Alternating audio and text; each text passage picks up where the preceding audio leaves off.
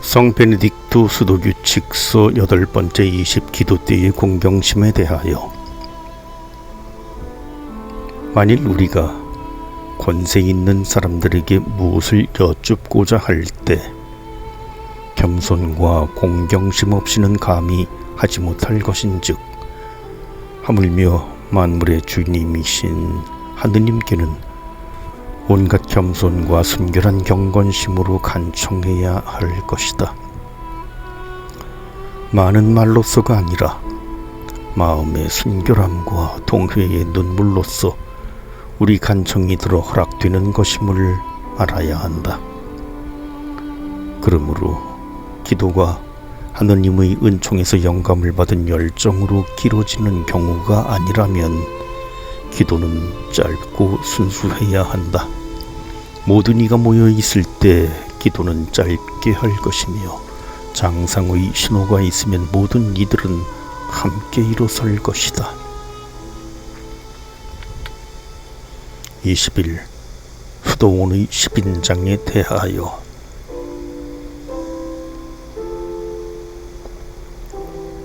만일 공동체가 커지면 그들 중에 평판이 좋고 생활이 거룩한 형제들을 뽑아 10인장들로 세울 것이다. 이들은 하느님의 계명과 자기 아빠스의 명령에 따라 자기에게 맡겨진 10사람을 모든 점에서 보살펴야 한다.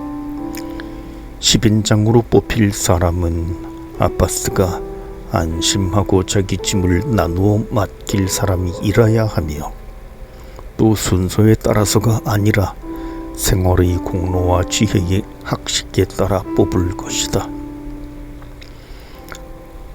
만일 10인장들 가운데 어떤 이가 교만하여 책망을 받을 정도에 이르거든 한 번이나 2번 책벌하고 3번까지 하여도 고치려 하지 않거든 파면시키고 다른 합당한 사람을 그 자리에 대치시킬 것이다.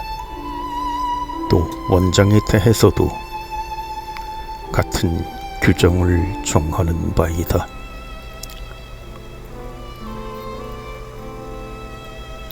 22.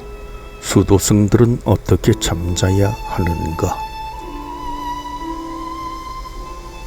각 사람은 각각의 침대에서 잘 것이다. 침구는 수도 생활의 방식에 맞게 자기 아빠스가 분배하는 대로 받을 것이다. 할 수 있다면 모든 이들은 같은 곳에서 잘 것이다.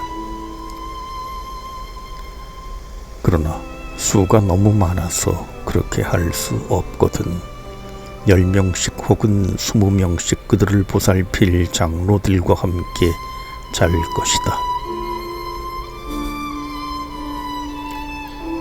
등불은 아침까지 계속해서 침실에 밝혀둘 것이다. 옷을 입은 채로 잘 것이며 띠나끈도 맨 채로 잘 것이나 잠결에 혹시라도 상처 입지 않도록 칼을 허리에 차고 자지는 말 것이다.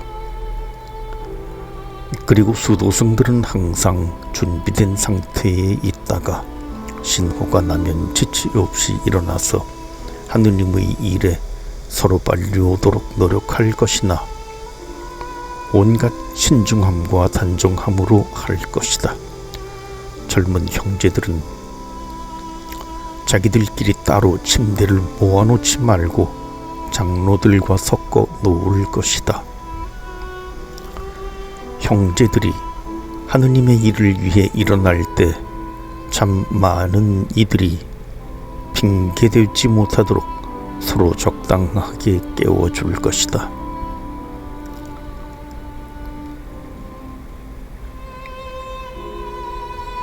23.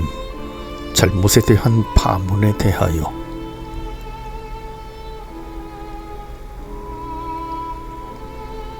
만일 어떤 형제가 반항하거나 불순종하거나 교만하거나 불평하거나 혹은 성규의 어떤 점에 반대되는 태도를 취하거나 자기 장로들의 명령을 멸시하거든 우리 주님의 명령에 따라 그의 장로들이 한두 번 그를 남몰래 훈계할 것이다. 그래도 고치지 않거든 모든 이들 앞에서 공적으로 책벌할 것이다. 만일 이렇게 해서도 고치지 않거든 파문이 어떤 벌인지를 아는 경우에는 파문에 처할 것이요. 그렇지 못하고 둔한 자일 경우에는 육체의 벌에 처할 것이다.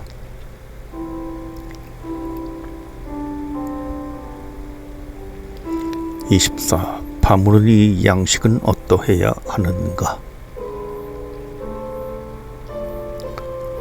잘못의 비중에 따라 파문이나 징계의 정도가 정해질 것이며 이 잘못의 비중을 판단하는 것은 아빠스에게 달려있다.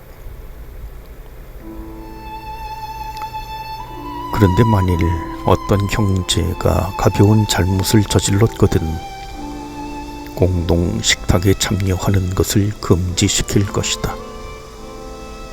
공동 식탁에 참여하는 것이 금지된 사람에게는 다음의 규정대로 할 것이니 보속을 다할 때까지 성당에서 시편이나 후렴을 선창하지 못하고 독서도 하지 못한다. 또한 그는 형제들의 식사가 끝난 후에 혼자서 식사할 것이니 예를 들면 형제들이 제6시에 식사하거든 그 형제는 제9시에 식사하고 형제들이 9시에 식사하거든 그는 저녁에 할 것이며 합당한 보속으로 용서를 받을 때까지 그렇게 할 것이다.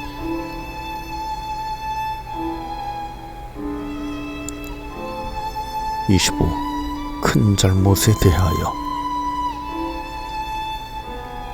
큰 잘못을 저지른 형제는 공동식탁과 성당에서 동시에 제외된다. 형제들 가운데 누구라도 그와 교제하거나 이야기할 수 없다. 그는 혼자 자기에게 맡겨진 일을 하면서 회개의 슬픔 중에 항구하며 사도의 저 무서운 판결을 명심할 것이니 말씀하시기를 그런 자를 육체의 멸망에 내어주어 주님의 날에 영혼이 구원받게 할 것이다 라고 하셨다.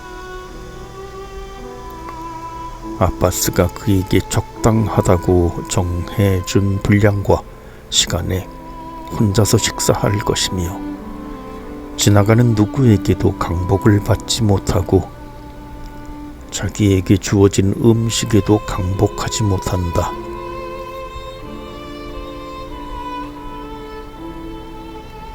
26. 파문당한 자들과 허락 없이 교제하는 이들에 대하여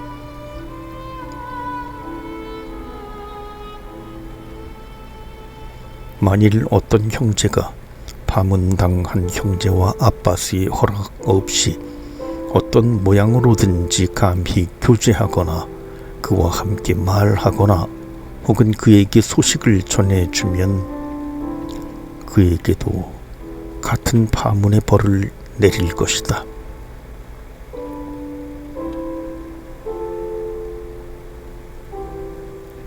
27. 아빠스는 파문받은 형제들을 위해 어떻게 보살펴야 하는가?